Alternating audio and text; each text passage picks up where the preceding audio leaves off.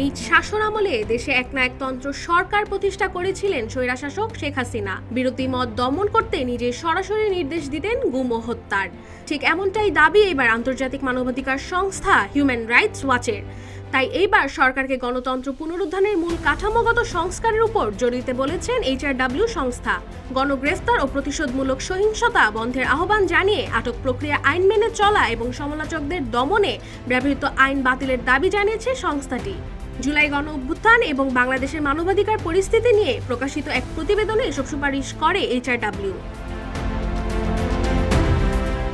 গেল মঙ্গলবার মানবাধিকার সংস্থার এশিয়া পরিচালক অ্যালাইন পিয়ারসনের নেতৃত্বে HRWর একটি প্রতিনিধি দল রাষ্ট্রীয় অতিথি ভবন যমুনায় প্রধান উপদেষ্টা ডক্টর মোহাম্মদ ইউনূসের সঙ্গে দেখা করে এই প্রতিবেদন হস্তান্তর করেছে। যে প্রতিবেদনে স্পষ্ট বলা হয়েছে, সরাসরি গুম ও হত্যার নির্দেশ দিয়েছিলেন ক্ষমতাচ্যুত বাংলাদেশি একনায়কতন্ত্র শেখ হাসিনা।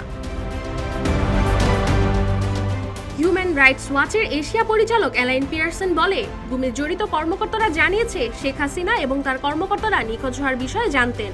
অনেক ক্ষেত্রে শেখ হাসিনা সরাসরি গুম ও হত্যার নির্দেশও দিয়েছিলেন। পিয়ারসন আরও বলে, 2009 থেকে 24 সাল পর্যন্ত শেখ হাসিনার শাসনামলে নিরাপত্তা বাহিনী রাজনৈতিকভাবে প্রভাবিত ছিল এবং তারা শাসক দলের ক্যাডারের মতো আচরণ করত।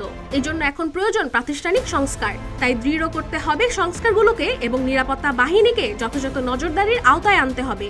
সংস্কার স্থায়ী করতে অন্তর্বর্তী সরকারকে জাতিসংঘের মানবাধিকার বিষয়ে হাই কমিশনের দপ্তর এবং জাতিসংঘের মানবাধিকার বিশেষজ্ঞদের কাছ থেকে কারিগরি সহায়তা নিতে বলা হয়েছে প্রতিবেদনে। এমনকি অভ্যুত্থানের সঙ্গে সরাসরি যুক্ত থাকার অভিযোগ না থাকলে সাংবাদিকদের বিরুদ্ধে অভিযোগ প্রত্যাহারের সুপারিশ করেছে মানবাধিকার সংস্থাটি। শান্তিপূর্ণ সমালোচকদের বিরুদ্ধে অভিযোগ প্রত্যাহার করতেও সুপারিশ করেছেন human rights watch. Desk report, Rupali Bangladesh.